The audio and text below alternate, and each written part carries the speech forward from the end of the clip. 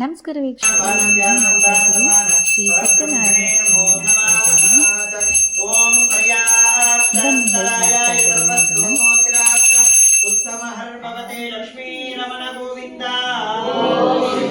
ಸತ್ಯನಾರಾಯಣ ಸ್ವಾಮಿಯ ಪಾದಾರವೇಗತಿ ಗೋವಿಂದ ಪಾರ್ವತಿ ಪತಯೇ. ಎರಡನೇ ಕಥೆ ಅರ್ಥ ಆಯ್ತು ಅನ್ಕೋತೀನಿ. ಈಗ ಮೂರನೇ ಕಥೆ ಪ್ರಾರಂಭವಾಗುತ್ತೆ. ಮೋಕ್ಷದಲ್ಲಿ ಇಟ್ಕೊಳ್ಳಿ. ಮೂರನೇ ಕಥೆಯಲ್ಲಿ ಒಬ್ಬ ಉಲ್ಕಮುಖ ಅಂತ ಹೇಳಿ ಒಬ್ಬ ರಾಜನಿರ್ತಾನೆ. ಆ ರಾಜ ಅವನ ರಾಜ್ಯಕ್ಕೆ ಭಗವಂತನ ಪೂಜೆ ಪುನಸ್ಕಾರವನ್ನೆಲ್ಲ ಮಾಡಿ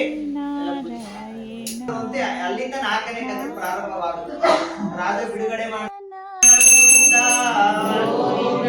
ಸತ್ಯನಾರಾಯಣ ಸ್ವಾಮಿಯ ಪಾದಾರವೇ ಗತಿ ಗೋವಿಂದ